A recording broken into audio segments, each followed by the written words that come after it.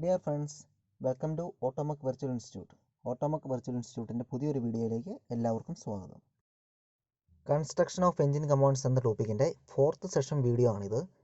Connecting rod, crank shaft assembly and flywheel എന്നീ കമ്പോണൻസിൻ്റെ details ആയിരിക്കും ഈ വീഡിയോയിൽ ഉൾപ്പെടുത്തിയിരിക്കുന്നത്. കണക്റ്റിംഗ് റോഡ് പിസ്റ്റണെ ക്രാങ്ക് ഷാഫ്റ്റുമായി കണക്ട് ചെയ്യാൻ ഉപയോഗിക്കുന്ന ഒരു റോഡാണ് സിംപ്ലി കണക്റ്റിംഗ് റോഡ്. പിസ്റ്റൻ്റെ റെസിപ്രോക്കേറ്റിംഗ് മൂവ്മെൻറ്റിനെ ക്രാങ്ക് ഷാഫ്റ്റിൻ്റെ റോട്ടറി മൂവ്മെൻറ്റായി കൺവേർട്ട് ചെയ്യുക എന്നുള്ളതാണ് കണക്റ്റിംഗ് റോഡിൻ്റെ ഫംഗ്ഷൻ. കണക്റ്റിംഗ് റോഡിനെ പിസ്റ്റണുമായി കണക്ട് ചെയ്യുന്നത് പിസ്റ്റൺ പിൻ അഥവാ ഗഡ്ജൻ പിൻ ഉപയോഗിച്ചിട്ടാണ്. Parts or components of connecting rod. Connecting റോഡിൻ്റെ പ്രധാന ഭാഗങ്ങൾ എന്തൊക്കെയാണെന്ന് നോക്കാം. First, connecting rod small end. Piston connect ചെയ്യുന്ന കണക്റ്റിംഗ് റോഡിൻ്റെ എൻഡാണ് connecting rod small end. Piston pin ഉപയോഗിച്ചിട്ടായിരിക്കും കണക്റ്റിംഗ് റോഡ് സ്മോൾ എൻഡിനെ പിസ്റ്റണുമായി കണക്ട് ചെയ്യുക. അടുത്തത് ബിഗ് എൻഡ്. ക്രാങ്ക് ഷാഫ്റ്റിൻ്റെ ക്രാങ്ക് പിന്നിൽ കണക്ട് ചെയ്യുന്ന കണക്റ്റിംഗ് റോഡിൻ്റെ എൻഡാണ് big end. Next, shank. Connecting rod small എൻഡിനും ബിഗ് എൻഡിനും ഇടയിലുള്ള റോഡിനെയാണ് ഷാങ്ക് എന്ന് പറയുന്നത്. ഈ ഷാങ്കിലൂടെ ബിഗ് എൻഡിനെയും സ്മോൾ എൻഡിനെയും കണക്ട് ചെയ്യുന്ന ഒരു ഹോൾ ഡ്രിൽ ചെയ്തിട്ടുണ്ടാവും. ഇതിനെ റൈഫിൾ ഹോൾ എന്നാണ് പറയുക. കണക്റ്റിംഗ് റോഡിൻ്റെ ബിഗ് എൻഡിൽ നിന്നും ലൂബ്രിക്കേഷൻ ഓയിലിനെ ഷാങ്കിനുള്ളിലൂടെ കണക്റ്റിംഗ് റോഡ് സ്മോൾ എൻഡിലേക്ക് എത്തിക്കുന്നതിന് വേണ്ടിയാണ് റൈഫിൾ ഹോൾ ഉപയോഗിക്കുന്നത്. Next, bearing insides. Connecting rod big എൻഡിന് ബെയറിംഗ് സർഫസ് പ്രദാനം ചെയ്യുന്നതിനായി ക്രാങ്ക് പിന്നിനും ബിഗ് എൻഡിനും ഇടയിൽ ബെയറിംഗ് ഇൻസൈഡ്സ് ഉപയോഗിക്കുന്നു. അടുത്ത, bearing cap. Connecting rod big എൻഡിനെ ക്രാങ്ക് പിന്നിലേക്ക് ഉറപ്പിക്കുന്നത് ബെയറിംഗ് ക്യാപ്പ് ഉപയോഗിച്ചിട്ടായിരിക്കും.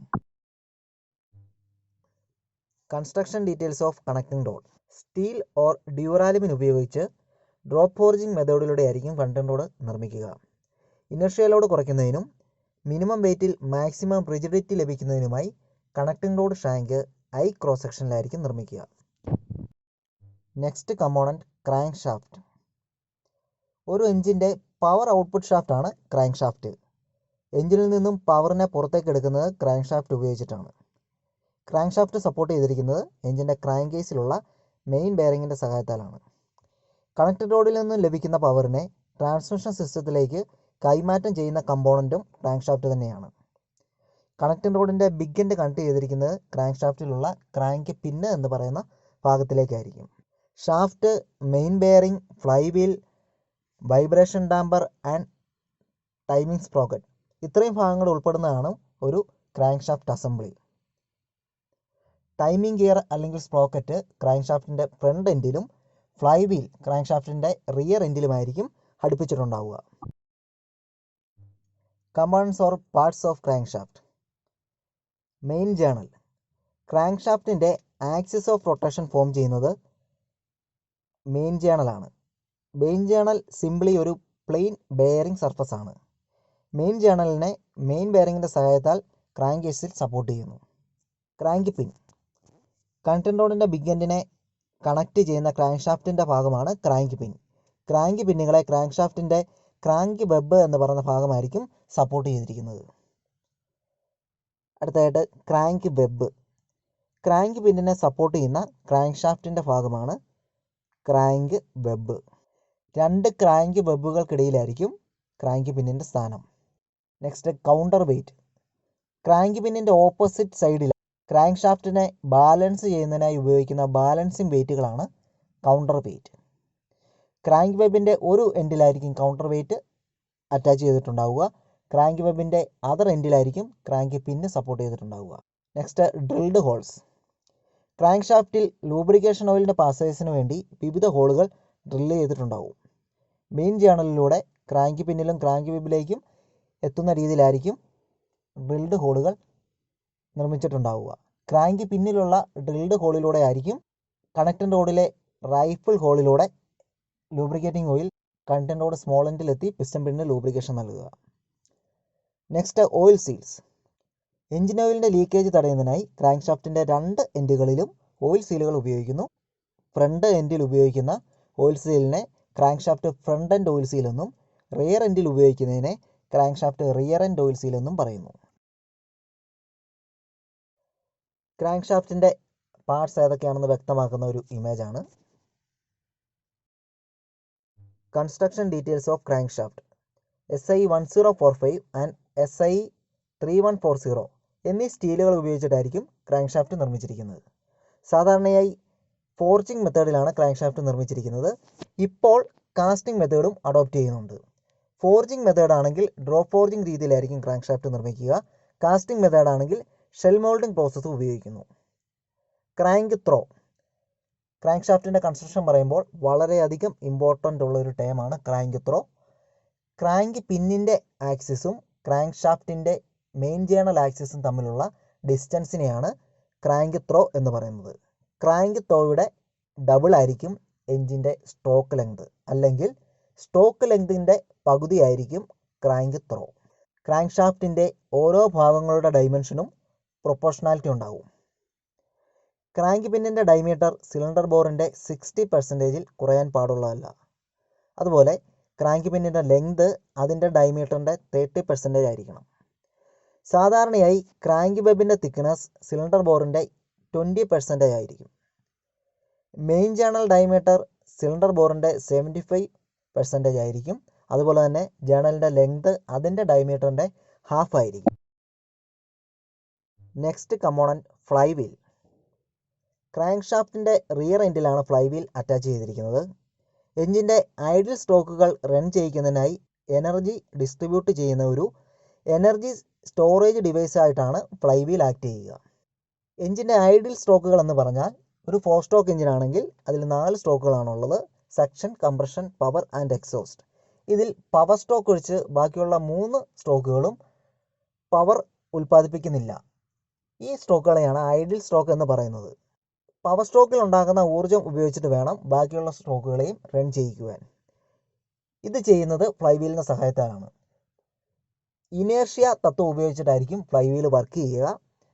പവർ സ്ട്രോക്കിൽ ഉണ്ടാകുന്ന ഊർജ്ജത്തിൻ്റെ ഫലമായിട്ട് കണക്റ്റിംഗ് റോഡ് ക്രാങ്ക് ഷാഫ്റ്റിനെ തിരിക്കുന്നു. ക്രാങ്ക് ഷാഫ്റ്റിൻ്റെ എൻഡിലുള്ള ഹെവിയർ വെയിറ്റ് ഉള്ള ഒരു ഡിസ്ക്കാണ് ഫ്ലൈ വീല്.